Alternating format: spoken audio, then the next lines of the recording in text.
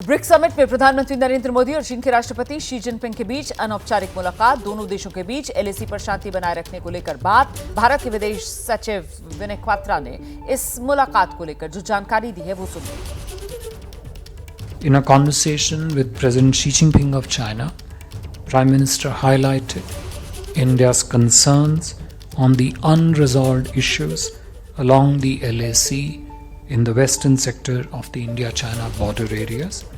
Prime Minister underlined that the maintenance of peace and tranquility in the border areas and observing and respecting the LAC are essential for the normalization of the India-China relationship. In this regard, the two leaders agreed to direct their relevant officials to intensify efforts at expeditious disengagement and de-escalation. सीधे रुक करते हैं, हमारे साथ हमारे defence editor Ashish Singh जुड़ रहे हैं सहयोगी, और साथ ही आपको बता दें दो खास मेहमान भी इस वक्त हमारे साथ मौजूद हैं। आप देख सकते हैं retired major general Ashwini Srivastava साहब डिफेंस एक्सपर्ट हैं, retired major general K Sinha साहब डिफेंस एक्सपर्ट हैं, हमारे साथ मौजूद हैं। बहुत स्वागत आप सभी का। सबसे पहले मैं आशीष आपके पास आ रही हूँ, एग्जैक्टली क्या जानकारी मिली है? जो सूत्र बता रहे हैं कि चीन की तरफ से बाकायदा द्विपक्षीय बातचीत हो दोनों नेताओं के बीच, इसकी गुजारिश की गई थी, लेकिन ये जो बातचीत है ये बहुत ही संक्षेप में और अनौपचारिक अंदाज में दोनों नेताओं की मुलाकात ही इसे कहा जाएगा।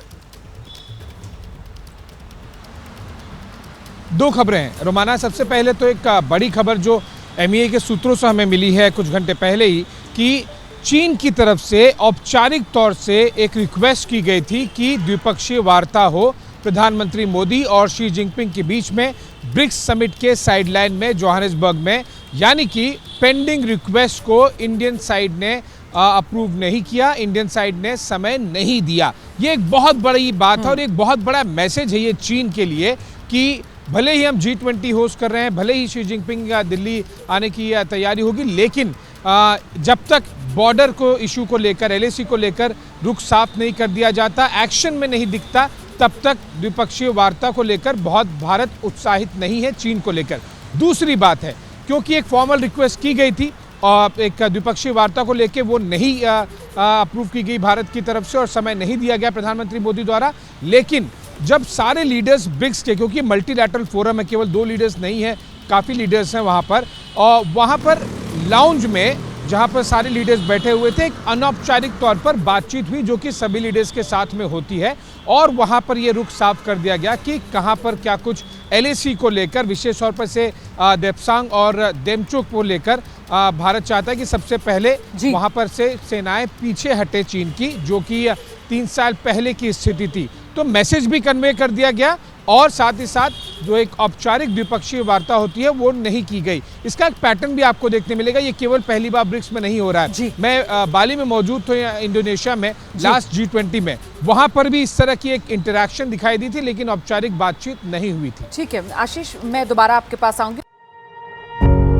पत्रकारिता कोई इमोशन नहीं है, ना अपना कोई ज्ञान देना है और ना कोई विचार थोपना है। पत्रकारिता क्या है?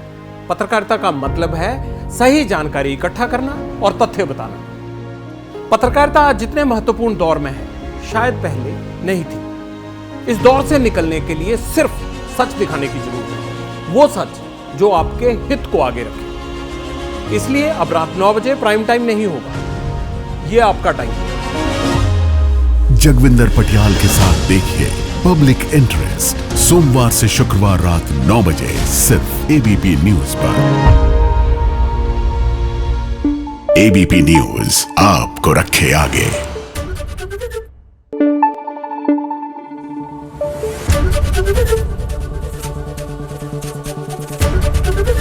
एबीपी न्यूज आपको रखे आगे।